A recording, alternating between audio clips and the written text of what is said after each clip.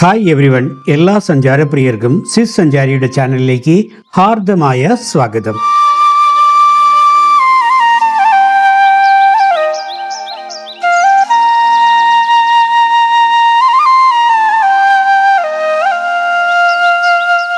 ഞങ്ങൾ പോർട്ടുഗലിലെ പോർട്ടോയിലേക്ക് പറന്നത് സ്വിറ്റ്സർലൻഡിലെ ബാസലിൽ നിന്നാണ്.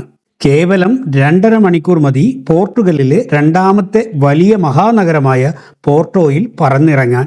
സമയം സ്വിറ്റ്സർലൻഡിനേക്കാൾ 1 മണിക്കൂർ പുറകിലായതിനാൽ പെട്ടെന്നെത്തിയ ഒരു പ്രതീതി. പോർട്ടോ നഗരവും പരിസര പ്രദേശങ്ങളും ചുറ്റിക്കറങ്ങാൻ 4 ദിവസം തന്നെ ധാരാളം. വളരെ ബഡ്ജറ്റ് ഫ്രണ്ട്ലിയായ ഒരു നഗരമാണ് പോർട്ടോ.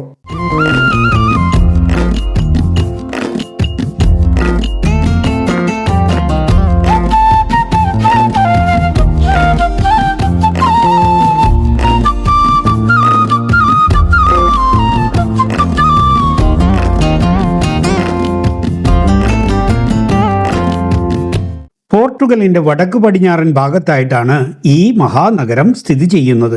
ഡോറോ നദിയുടെ തീരത്ത് പുരാതനവും സമകാലികതയും തമ്മിലുള്ള ഒരു അതുല്യമായ സമവാക്യം പകർന്നുകൊണ്ട് ഇത് വിനോദസഞ്ചാരികളുടെയും ചരിത്രപ്രേമികളുടെയും കലാനിരൂപകരുടെയും ഒരു പ്രിയപ്പെട്ട സ്ഥലമായി സഞ്ചാരികളെ ആകർഷിച്ചുകൊണ്ടേയിരിക്കുന്നു.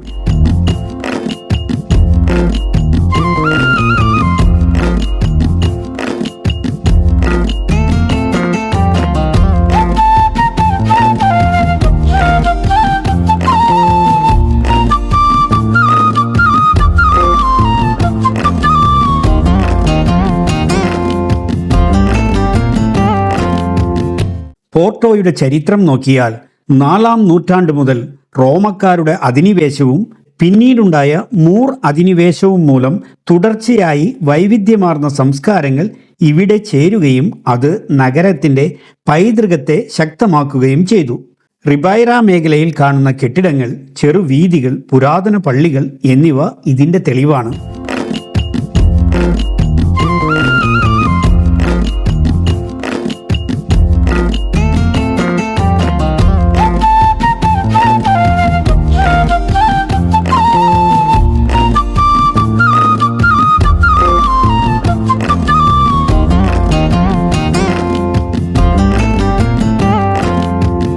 പോർട്ടോ എന്ന പേരിൻ്റെ ഉത്ഭവം പോർട്ടസ് കാലെ എന്ന റോമൻ നാമത്തിൽ നിന്നാണ്.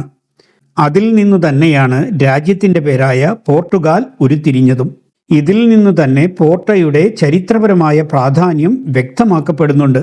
1996 യുനെസ്കോ റിബൈറ ജില്ലയെ ലോക പൈതൃക പട്ടികയിൽ ഉൾപ്പെടുത്തിയത്. ഇടുങ്ങിയ കൊച്ചു വീഥികളും പുരാതന കെട്ടിടങ്ങളും പഴയകാല ജീവിതത്തിൻ്റെ നേർരേഖകൾ വരച്ചു കാട്ടുന്നു.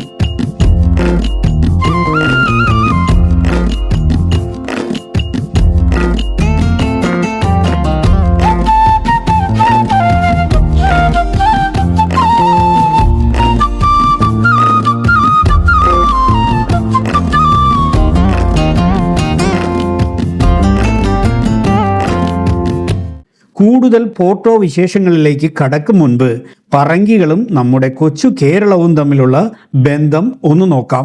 ശരിക്കും പറഞ്ഞാൽ 1498 പോർച്ചുഗീസ് കപ്പിത്താനായ വാസ്കോഡി ഗാമയും സംഘവും കാപ്പാട് കാലുകുത്തിയതോടെയാണ് കേരളത്തിൻ്റെ ആധുനിക ചരിത്രം ആരംഭിക്കുന്നത്. കഴിയുന്നത്ര കേരളത്തിലെ സുഗന്ധ വ്യഞ്ജനങ്ങൾ ശേഖരിച്ച് യൂറോപ്യൻ രാജ്യങ്ങളിൽ എത്തിച്ച് ലാഭമുണ്ടാക്കുക, യൂറോപ്പിലെ സാധനങ്ങൾ കേരളത്തിലും വിൽക്കുക എന്ന ലക്ഷ്യമേ ആദ്യം പറങ്കികൾക്കുണ്ടായിരുന്നുള്ളൂ. എന്നാൽ ഇവിടെ നിലനിന്ന സാമൂഹ്യ വ്യവസ്ഥിതിയും രാജാക്കന്മാരുടെ അനൈക്യവും ആക്രമണവുമെല്ലാം രാഷ്ട്രീയ അധികാരം കൈക്കലാക്കാൻ പോർട്ടുഗീസുകാർക്ക് പ്രചോദനമായി. കോട്ടകെട്ടിയും വെടിമരുന്നും പീരങ്കിയും വലിയ തോക്കും പരിശീലനം സിദ്ധിച്ച പടയാളികളുമായി അവർ കേരള രാജാക്കന്മാരെ വിറപ്പിച്ചു.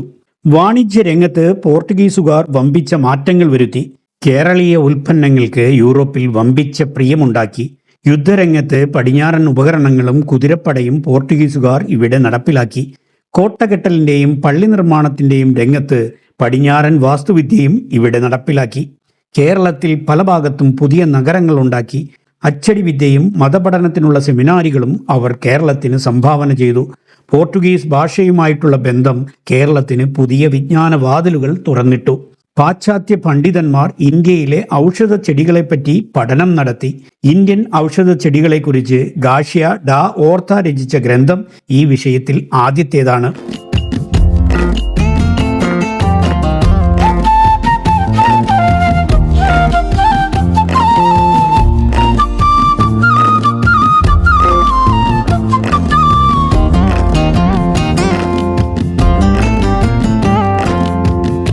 ചവിട്ടുനാടകം ഒരു ജനകീയ കലയായി വികസിപ്പിച്ചതും പോർട്ടുഗീസുകാരാണ്.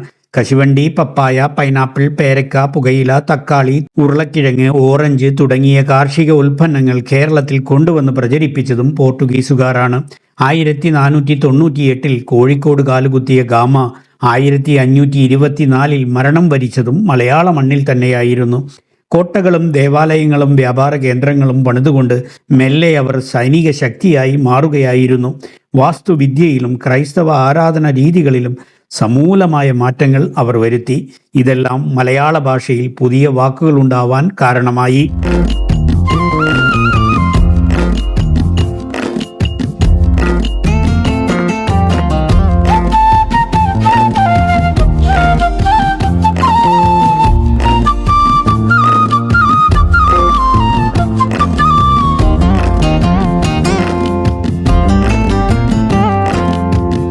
അലമാര, ഇസ്തിരി, മേസ്തിരി, സ്കൂൾ, പിന്നീട് അത് സ്കൂളായി മാറി. ജനാല, മേശ, ഷോഡതി, കുരിശ്, കോപ്പ, പിരാക്ക്, വെഞ്ചിരിപ്പ്, വാര, വികാരി, പാതിരി, വീഞ്ഞ്, തുവാല, കസേര, കടലാസ്, വസ്ത്രം, കശുമാവ്, കശുവണ്ടി, പേര, ലേലം, ചാവി, സവാള, സെമിത്തേരി, വിനാഗിരി, കുശിനി, കുംഭസാരം, കൊന്ത, വരാന്ത, തോത്, അങ്ങനെ നീളുന്നു ആ പോർട്ടുഗീസ് പദപ്പട്ടിക.